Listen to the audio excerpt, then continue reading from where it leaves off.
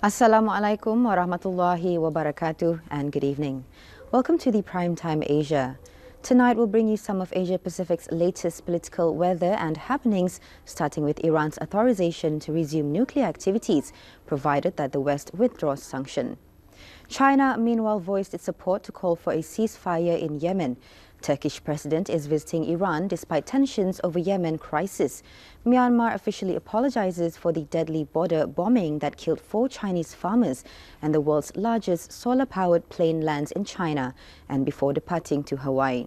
We also bring you news from Pakistan and Turkey. Here's Henry Ramanai with the reports.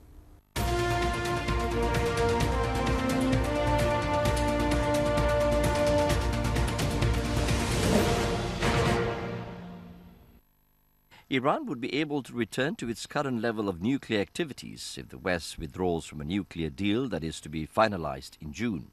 Foreign Minister Mohammad Javad Zarif said all sanctions on Iran must be terminated once the International Atomic Energy Agency, IAEA, confirms that Tehran has abided by its nuclear commitments. Iran's chief nuclear negotiator made these comments on a talk show on state TV. Zarif said the framework nuclear deal announced by Iran and 6 world powers in Switzerland last week was not binding until a final agreement is worked out by the deadline June the 30th.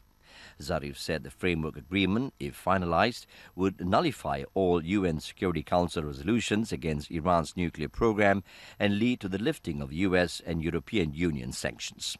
Mr. Zarif said Iran is committed to implementing its part of any final agreement, providing Western countries fulfill their promises.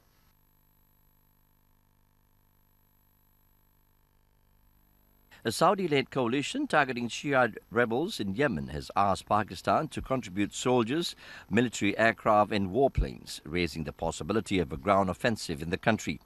Pakistan previously offered its verbal support for the mission, but has not offered any military assistance. The country's defense minister, Khawaja Muhammad Asif, made the comments as Pakistan's parliament debates whether to contribute militarily to the campaign against the rebels known as Houthis.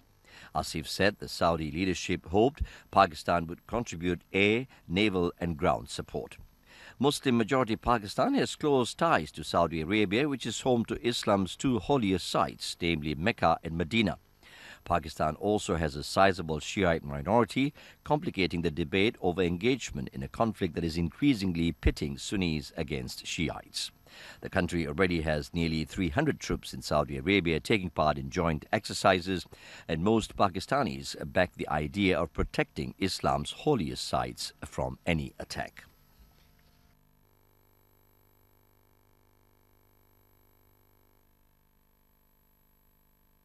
China, meanwhile, voiced its support for a ceasefire in Yemen after Russia and the Red Cross appealed for a military pause to allow humanitarian aid deliveries and the evacuation of civilians. Foreign Ministry spokeswoman Hua Chunying said China is deeply worried by the recent development of the situation in Yemen. Beijing called on all relevant parties to quickly implement a ceasefire and avoid further civilian casualties. China also hopes that all relevant sides can earnestly implement relevant UN Security Council resolutions and Gulf Cooperation Council proposals and resolve the crisis through political dialogue so as to quickly resolve Yemen's stability and normal legal order. Beijing called on all sides to respect relevant international law and provide safety guarantee and convenience for other countries to evacuate their nationals. The UN Security Council should play a constructive role in easing tension and the humanitarian situation in Yemen and pushing forward a political solution.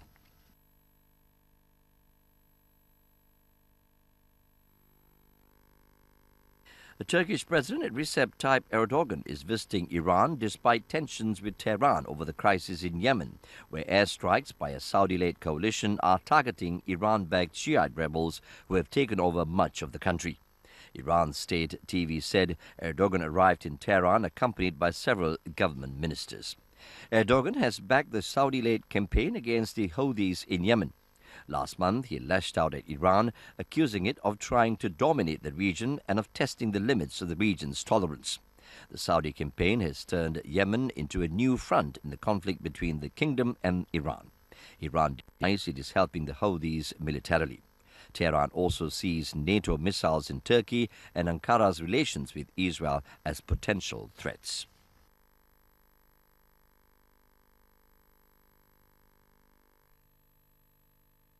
Turkish authorities have detained 22 suspected radical leftists in the southern city of Antalya a day after a bloody hostage standoff in an Istanbul courthouse in which a senior prosecutor and his leftist captors were killed.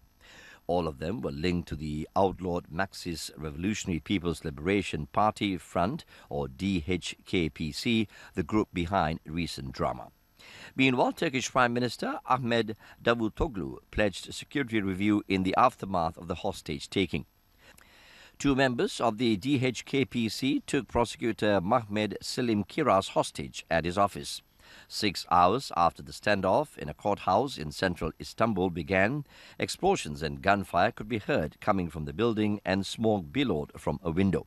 Kiraz, who was leading the investigation into Bekran's killing, was freed in a police operation after an hour-long standoff with his captors, but died shortly after arriving at hospital. His captors, 2 men in their 20s, were killed by security forces in the rescue mission. The group was avenging the killing of teenager Berkin Elvan, who died in March last year after spending 269 days in a coma from injuries inflicted by police in an anti-government protest in 2013.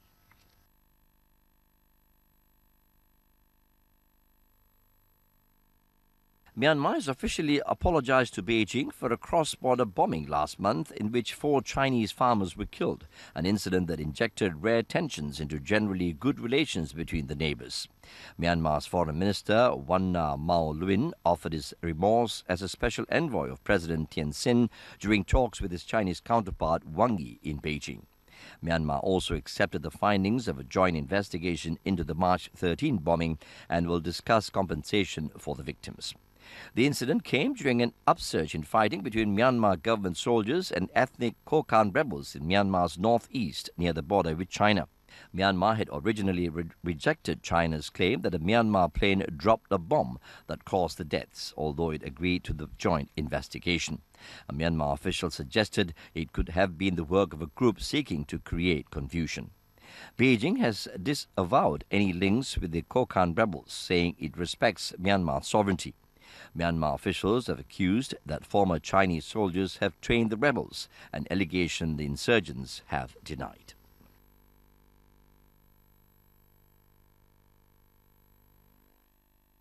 Solar Impulse 2, the world's largest solar-powered plane, has arrived in China's southwestern municipality of Chongqing. The plane departed from the Mandalay of Myanmar and arrived in the Jiangbei International Airport. The globe-trotting plane began its journey from Abu Dhabi, capital of the United Arab Emirates, on March the 9th. Chongqing is the 5th leg of its world tour. The aircraft has a wingspan of 72 meters, which is wider than Boeing 747 jumbo jet, but it only weighs 2.3 tons. Airspace restrictions were imposed by air traffic controllers when Solar Impulse 2 was landing in case the light aircraft was disturbed by turbulence from nearby airliners. The plane will head for East China's Nanjing city after a short stay in Chongqing. After leaving Nanjing, the plane would embark on a 5-day, 5-night flight to Hawaii across the Pacific Ocean.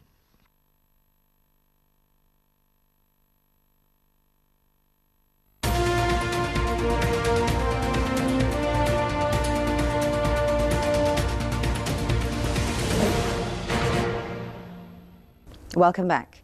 Here's more from Primetime Asia.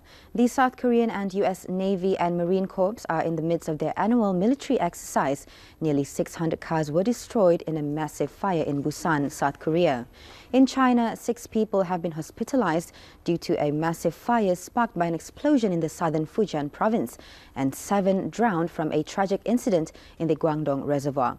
On a lighter note, stargazers in Hong Kong were treated to the total lunar eclipse, and Honda Motor unveils a new convertible for the first time in 19 years. Stay on for full reports.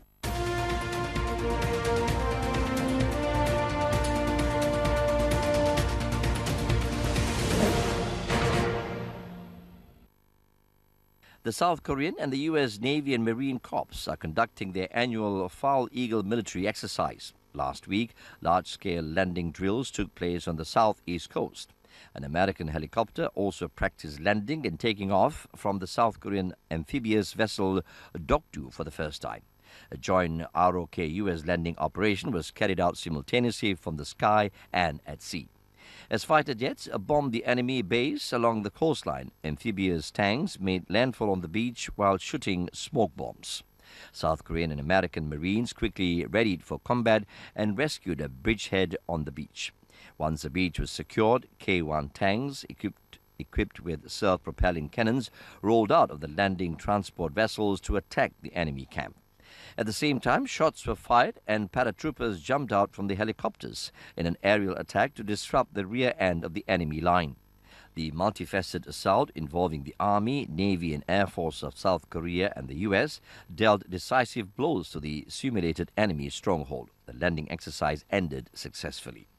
In the drill, the U.S. military's latest Osprey helicopter carried Korean troops, practiced landing and taking off from the South Korean amphibious vessel Dokdo to test its joint mission capacity. The landing exercise involving some 30 ships, including the Dokdo and Aegis, and some 7,600 troops.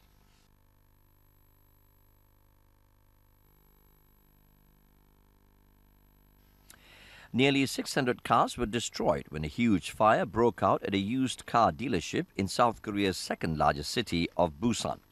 Due to the extent of the blaze, around 200 residents were evacuated from their houses in the residential areas around the dealership. No one was injured or killed in the incident, but loss to property was estimated at around $3 million, according to the county fire officials.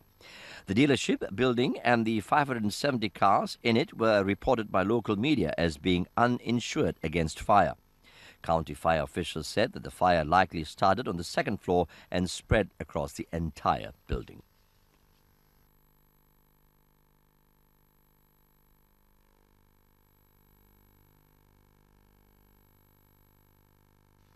Six people have been hospitalized and hundreds of firefighters deployed to battle a massive fire sparked by an explosion at a chemical plant in China's southern Fujian province. The plant produces the toxic chemical paracycline, or PX, which is used for making fibers and plastics. Footage broadcast by news media showed flames billowing into the air following the explosion at the plant in the eastern Chinese city of Zhangzhou. Authorities had said there had been no chemical leaks from the plant's 3 tanks of burning hydrocarbon liquids and no signs of contamination of the environment following the blast on Monday night.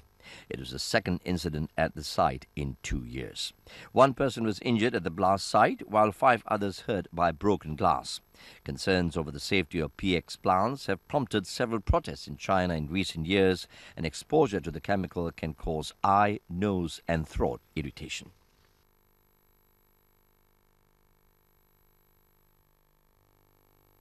Also in China, 7 people, members of the same family, died in a tragic accident when a girl fell into a reservoir in South Guangdong province, and 6 of her family members and relatives drowned while attempting to save her. The tragic accident began when a girl went to the reservoir to wash her hands after sweeping her ancestors' tombs during China's traditional Qingming festival. She then fell into the water, and her 6 family members and relatives, including her parents, none of whom could swim, jumped in to try to rescue her.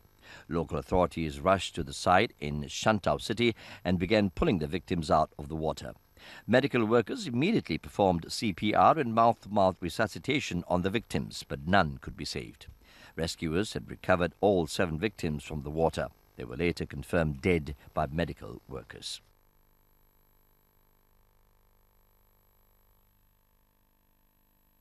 Stargazers in Hong Kong were treated to a total lunar eclipse and wouldn't occur again until 2018.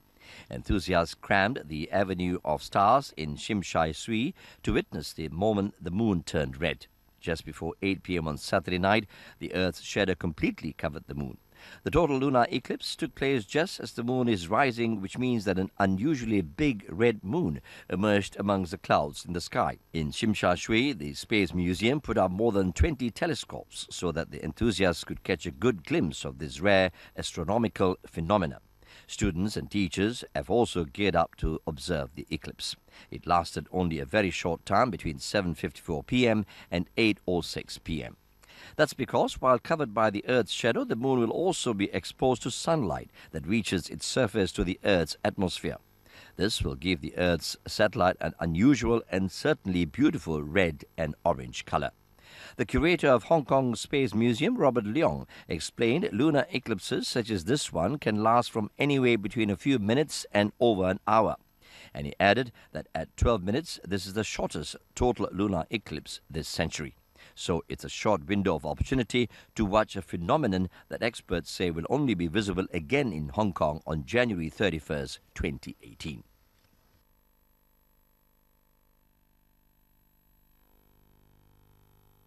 Honda Motor has unveiled a convertible type mini vehicle for the first time in 19 years. Honda said that it will introduce the S660 into the car market. The new model is Honda's first convertible type mini vehicle since it ended production of the Beat model in 1996. The two-seater is equipped with a 6-speed manual transmission, which is the first for a mini vehicle. The window between the seats and the engine is open so the driver can enjoy the sound of the turbocharged engine. Honda started selling the model last week. Price tag ranges from roughly $16,500 to $18,200. Many young engineers participated in developing the S660.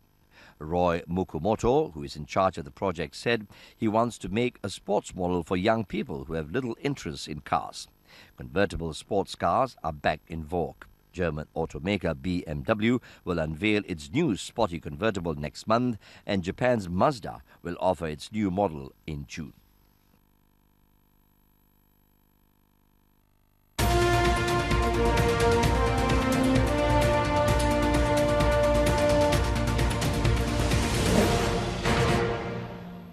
And that concludes this week's edition of the Primetime Asia. Till we meet again with more interesting scenes and events next week. To watch more on Primetime Asia portal video, you can visit our website at www.rtbnews.rtb.gov.bn. Assalamualaikum warahmatullahi wabarakatuh. Wishing you all a pleasant week ahead and good night.